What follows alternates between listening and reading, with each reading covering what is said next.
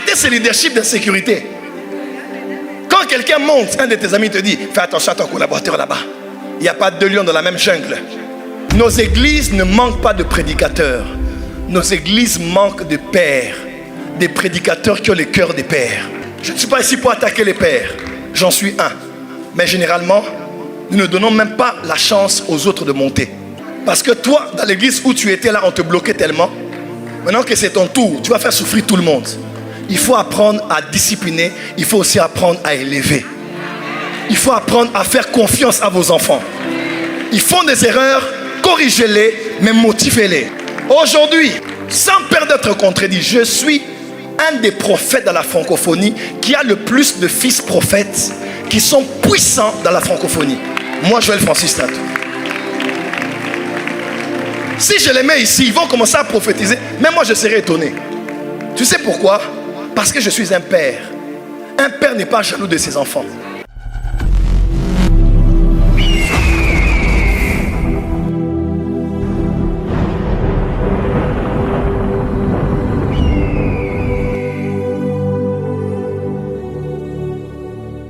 Généralement, ce sont les ancêtres qui commencent. Eux, ils n'ont pas de référence. Ils apprennent sur le tas. Ils font des erreurs. Ils grandissent par expérience. On peut tous les attribuer, mais on doit les honorer. Parce qu'ils n'ont jamais eu d'exemple avant eux. Ils se sont battus pour commencer la course.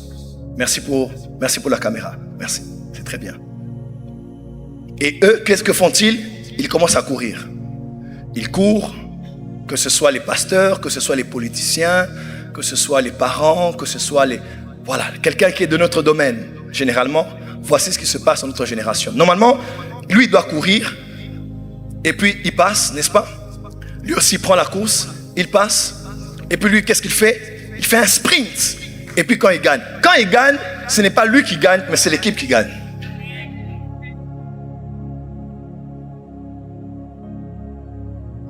Hey, revenez à votre place. Je n'ai pas encore commencé. Mais voici dommage ce qui se passe dans notre génération. Ceux qui commencent et qui devaient courir, ils courent. Regardez déjà devant. Faites comme si vous attendez déjà le bâton. Ils courent, ils courent, ils courent, ils courent, ils courent, ils courent, ils courent, ils courent, ils courent, et puis, paf! Maux d'ulcère, estomac, gastrite, diabète, dépression, fatigue, et puis il meurt. Il laisse tomber le bâton.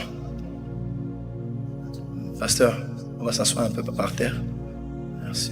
On va s'asseoir par terre. Merci. L'humilité précède la gloire.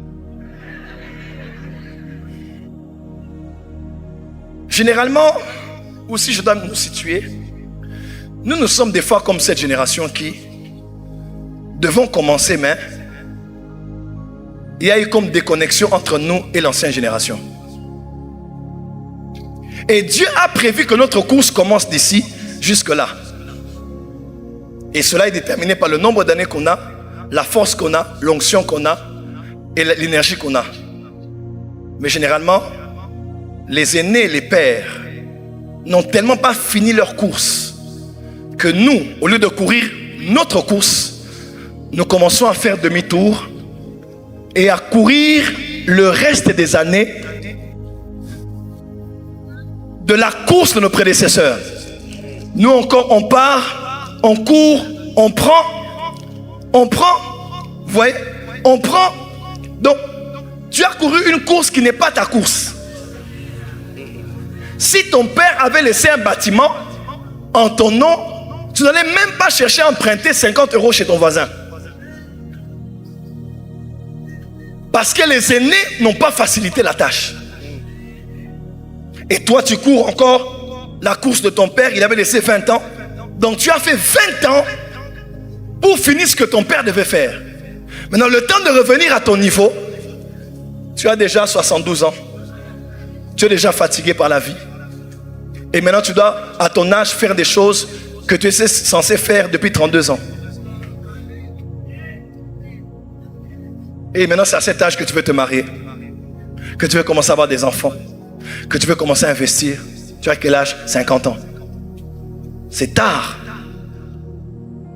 60 ans, 65 ans, 70 ans. Des fois, pourquoi même nos églises ont des problèmes? Parce que nos pères n'ont pas fini leur mission. Et il y a eu cassure générationnelle. Quand les pères n'ont pas la victoire sur les esprits des eaux, nous allons nous lever avec le zèle, mais nous allons tomber comme eux sont tombés. Dans le temps que toi tu commences ta course, tu es déjà fatigué. Et tu cours encore. Et puis tu es fatigué. Et puis tu laisses tomber. Et puis nos enfants eux aussi. Nos enfants eux aussi. Puisque nous, on n'a pas réussi dans le mariage, eux ne connaissent pas l'image d'un mariage réussi. Et eux aussi répètent les mêmes choses. Voilà pourquoi, toi ici, tu dois réussir. Tu ne dois pas faire tomber là où les aînés ont fait tomber. Tu dois vaincre afin que tu prennes le bâton et que tu donnes ça aux prochaines générations.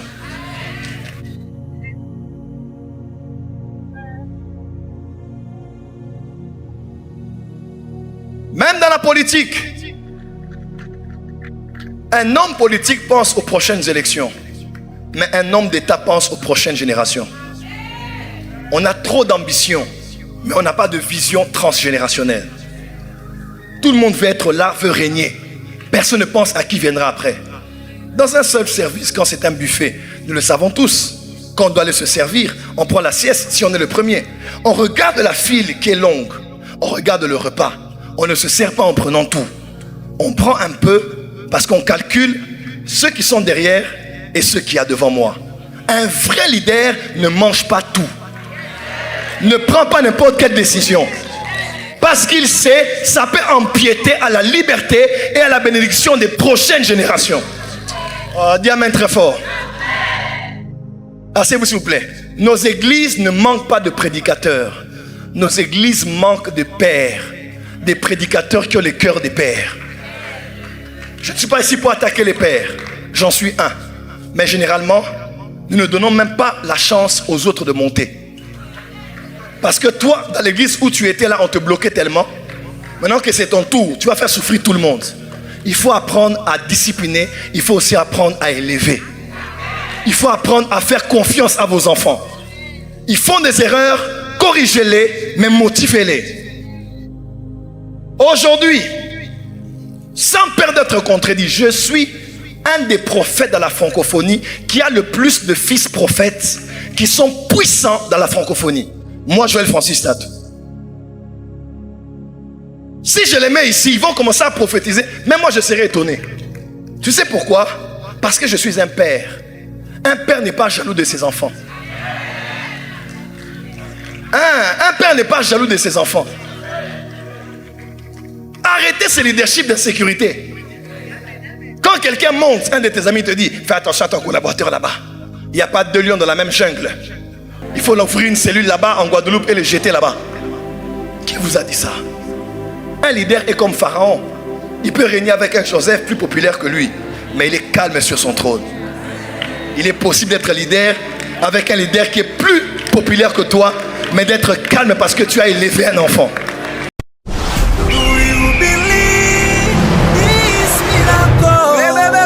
Supernatural dunamis power. Are you hearing me?